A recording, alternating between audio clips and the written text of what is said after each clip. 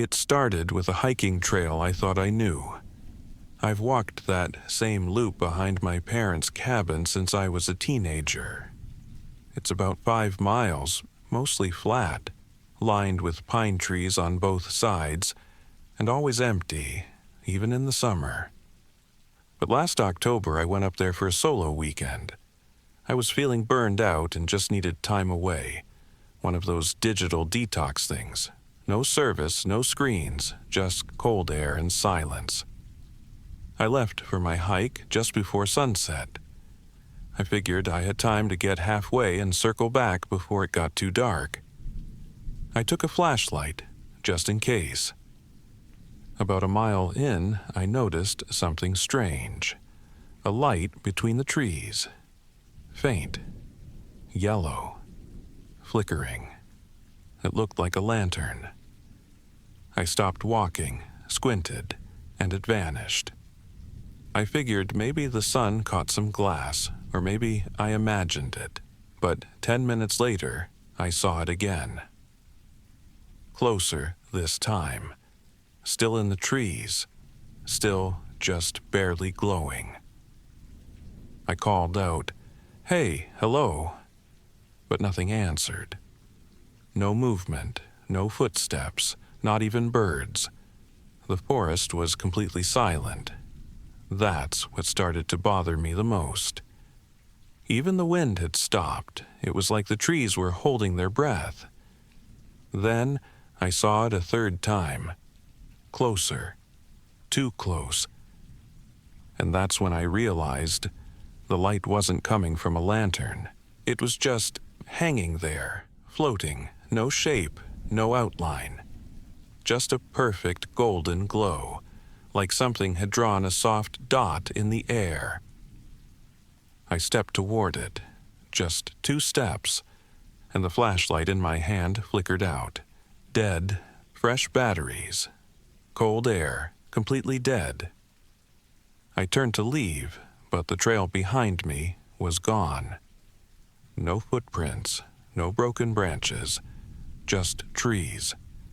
Identical trees in every direction. And the light, the golden one, started moving. Slowly, like it was leading me somewhere. I didn't follow. I couldn't move. Then, from behind me, I heard something. Not an animal, not a person. It sounded like whispers, but not in any language I knew. Soft, constant, and wrong. I ran, no idea where I was going, just running through brush, ducking under branches, trying to stay upright. Eventually, I saw something ahead. A second flashlight beam. Someone else. I yelled, ran toward it, and found myself standing in front of my own backpack, sitting on the trail, right where I had dropped it earlier to tie my boots. But I never tied my boots. Not today. I grabbed the bag and sprinted back toward where I thought the cabin would be. I didn't stop until I burst through the tree line and saw the porch light. I didn't sleep that night. The flashlight was working again in the morning, perfectly fine. But I never found that trail again. I even went back in daylight. Same woods, same hills, but no fork in the trail, no clearing, no golden light. Just rows of trees, watching, waiting. I used to work seasonally for the Forest Service, mostly fire watch and backcountry trail maintenance. Boring stuff, unless you're into silence and bugs. 3 years ago, I was stationed out in northern Washington near the Olympic Peninsula, a place so remote the radio was your only friend. I'd hike out to check trail signs, clear branches, take notes, then hike back. Midway through the season, I noticed something weird in the logs. Another ranger, a guy named Daniel, had written about checking on a structure not listed on any official maps. No coordinates, no paperwork, nothing. The entry was brief. Small cabin, no path, looks abandoned. Investigate further next rotation. That was the last note he ever logged. A few weeks later, I was in the same sector. I wasn't looking for the cabin, but I spotted something odd from a ridgeline, just a glint of metal in a clearing way, off trail. So I went down to check. Sure enough, there it was, a cabin. One room, tin roof. Wooden walls gone gray from weather. No door, just a gaping black doorway like someone had torn it off. Inside, it was dark. Not just unlit, black. Like something was swallowing the daylight that hit the threshold. I called out. Nothing. I stepped closer and felt it. Cold. Ice cold. While it was 70 degrees outside. I should have radioed it in, but I was already inside before I realized what I was doing. The air was thick. Stale. The room was empty except for a chair in the center, and on the chair was an old ranger's hat. And beside it, a logbook. I flipped through it, page after page of the same thing. Still here. Still here. Still here. Dozens of entries, all in the same handwriting. Some dated, some not. The last page just said, "Don't leave the door open." I turned around. The doorway was gone. Just 4 walls now. I don't remember how I got out. Just that I woke up on the ground hours later. Outside, my radio crackling with static. The cabin. Gone. No clearing, no trail, nothing but trees. When I reported it, the station lead looked like he'd seen a ghost. Then he handed me a plastic evidence bag. Inside was a torn page. My handwriting. And on it, I'd written, "Still here." My grandfather used to say that the woods remember names. He'd take me hiking as a kid and always had strange little rules. Stuff like, never step over a fallen birch without asking permission. Leave 3 stones by the creek before you drink from it. And most importantly, never say your name out loud after dark. I thought it was just folklore. Rural superstition. He was from an old mountain town and believed in things like wood spirits and listening trees. But then last fall, I went camping with some friends. Deep woods, 4-hour hike, no signal kind of place. First night, sitting around the fire, we told scary stories. And I broke the rule. I laughed and said, "Come on, nothing's listening out here." And I said my full name, loud and clear, just to prove how dumb it all was. That night, I woke up to whispering. Not outside, inside the tent, except my friends were still asleep, one of them snoring, but someone, or something, was repeating my name, slowly, like tasting it. I froze. I didn't move. Eventually, it stopped. The next morning, the others had no idea what I was talking about. Said I dreamed it. But things started getting weird. We kept hearing sticks crack behind us when we hiked, always staying just out of view. Our compass needles jittered randomly and pointed the wrong way. Once, we came across a tree with all the bark stripped, but only from the side facing us. And on the third night, I saw someone standing in the trees, not close, but not far, watching. It didn't move like a person. It stood perfectly still, even when the wind picked up. I called out, "Hey, you lost!" It didn't respond. but my voice echoed back, not just once, twice, like someone repeated it after the echo ended, a half-second behind. That night, I dreamed I was walking through the woods barefoot, and something was following me, breathing my name into the back of my neck.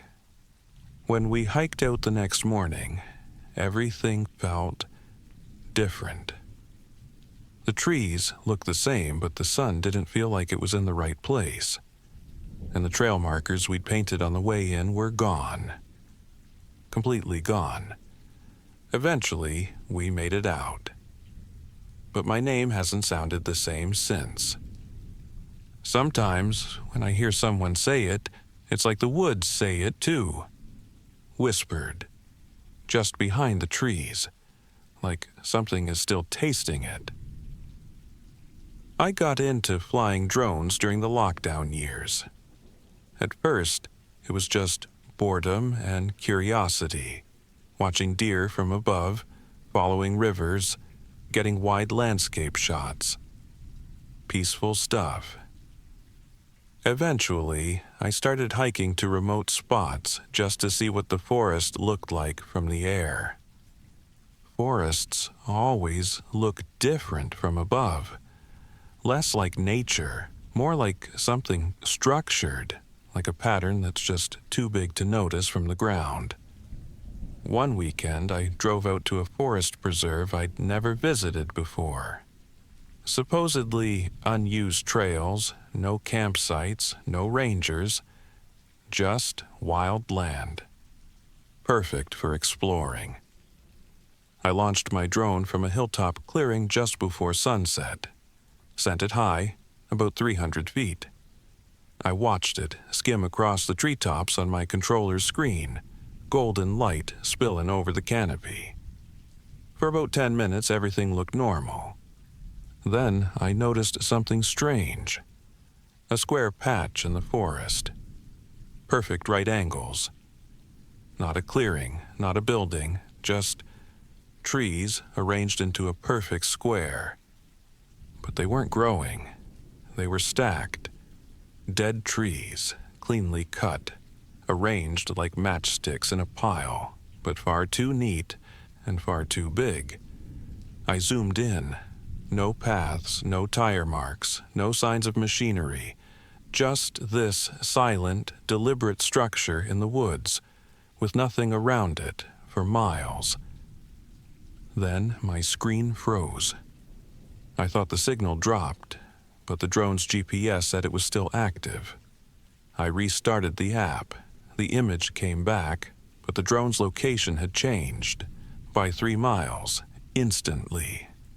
No battery drop, no flight data. It was now hovering over a spot I hadn't flown to, near the edge of a ravine. And in the middle of that ravine was a shape. Tall, pale, almost human, but not moving. I tried turning the drone. Nothing happened.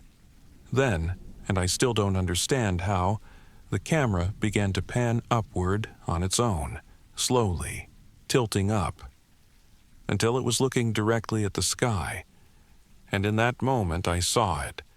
A second drone floating above mine. Same model, same lights. But it wasn't mine.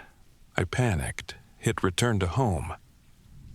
My drone beeped and started flying back. I watched the signal stutter as it moved, and just as it cleared the tree line, it stopped midair, spun around, and faced me. I couldn't breathe. The controller was buzzing in my hands.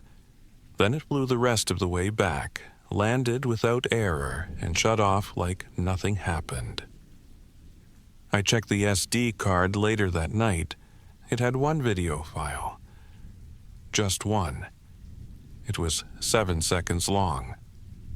The footage showed me, standing on the hill looking up, shot from just behind me. And I was alone, or I should have been, but right behind my shoulder, in the trees. Something's head was turning. I spend most of my weekends hiking. Not for photos or fitness, just to get away. I like quiet, I like trees, I like trails where the only sounds are birds and your own boots on the dirt. One of my favorite spots is about an hour from town. State land, not very well known, but marked just enough to not to feel totally off-grid. I've walked it dozens of times. That's why last fall I noticed something weird. There was a path I'd never seen before. Right past an old wooden trail marker I knew by heart.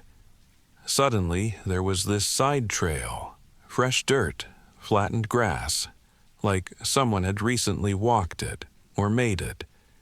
It split directly off the main path, at a sharp, unnatural angle, the kind of turn that felt like it wasn't part of the park's original layout. At first, I figured maybe rangers had carved a new fire break or a hunting trail, but I didn't remember seeing it last time I came out, and that was just a week earlier. Still, curiosity won.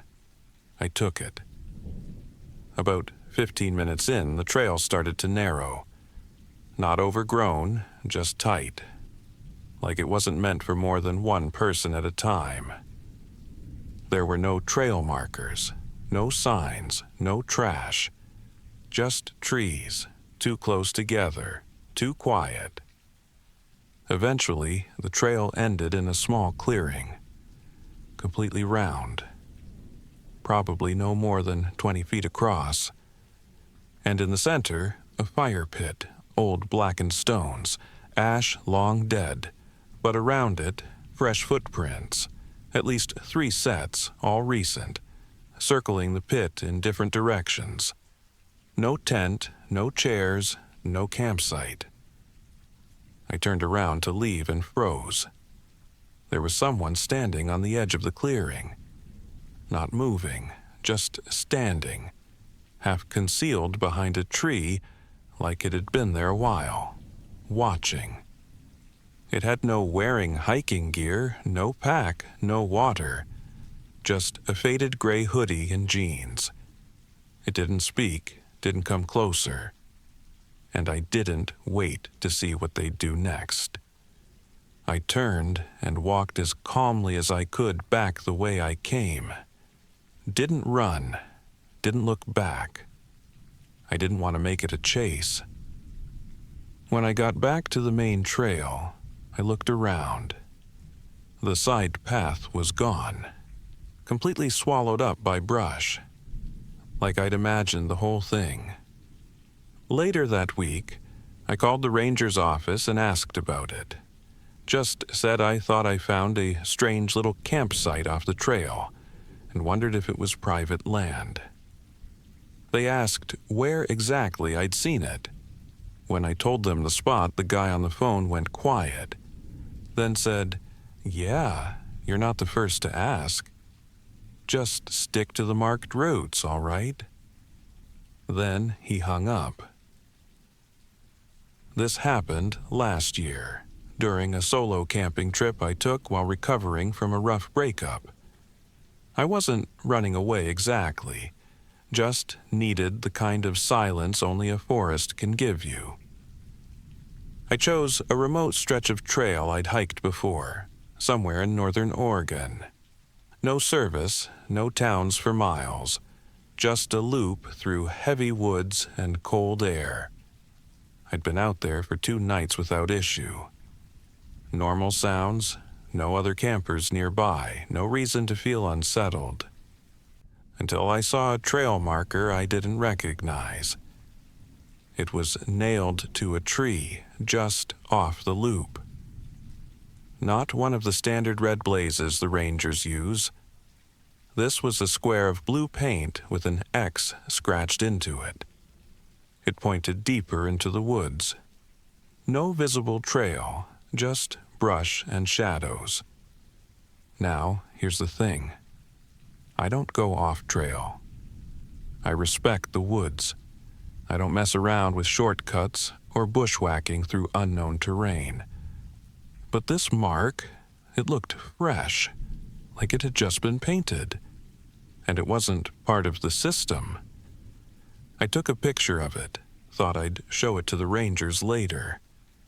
That night, something woke me up. I didn't hear it, I felt it. A weight in the air, like something was outside the tent watching. I sat up and stayed completely still, just listening. That kind of silence where even your own heartbeat sounds too loud. Then came the sound. 3 distinct knocks, slow and steady, on a tree about 10 feet from me. Not branches falling, not an animal.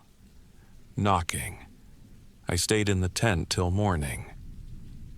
When I stepped outside, I found another blue marker, just a few feet from my campsite. Same X, same fresh paint. And this time, it was pointing toward my tent. I packed everything up and hiked out. Took a longer route than usual to avoid passing that original tree. When I made it back to the trailhead, I went straight to the ranger station and showed them the photos. The guy behind the desk got quiet. Didn't say anything for a long moment, then he asked, "Did you follow it?" I told him no. He nodded and said, "Good. You'd be surprised how many people do." I asked what it was. He just said, "Unofficial marker. We cover them when we find them. Just stay on the main trails." And then he asked me, almost offhand, "When you were out there, did you ever feel like you weren't alone?" I didn't answer, because we both already knew. My uncle used to be a fire lookout, one of those people who lived alone in a tower during fire season, scanning the horizon for smoke and logging weather. He worked the same ridge every summer for over a decade, a remote, forested slope on the edge of the national park system. You could only reach it by foot or on a snowmobile if it was early spring. He loved it, said the silence was like medicine. But after the summer of '98, he never went back. He didn't talk about why, not to me, not to anyone. He moved back to the city and wouldn't even drive near the mountains. I never asked him. It just became one of those quiet family things nobody brought up. But 2 years ago, after he passed away, I was going through a box of his old things and found a cassette tape, labeled in his handwriting, "Ridge, Final Week." It was old, warped, but I played it. Most of it was weather logs, wind speed, temperature, fire risk. Then, about 20 minutes in, his voice changed. He whispered, "I keep hearing talking." Down the ridge. Another silence.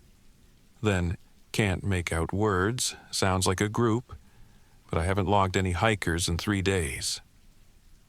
10 more minutes of silence. Then, heard my name, not yelled, spoken close. The rest of the tape was static, except for the last few seconds. It's faint, but I swear there's a voice. Not his. Just a whisper, breathing through the static, saying, "Come back to the trees." I brought the tape to the ranger office near that region. The guy there listened to it. Didn't say much, but after a moment he asked, "Was this recorded near Signal Ridge?" I nodded. He said, "We don't staff that tower anymore. Not since 2001. Official reasons, structural damage, but yeah, people who worked up there, they all said the same thing. Near the end of the season, the trees start talking. I asked if anyone ever went back. He said they try, but no one finds the trail anymore. Sometimes I think about going myself, just to see, but I always hear that whisper when I do, "Come back to the trees."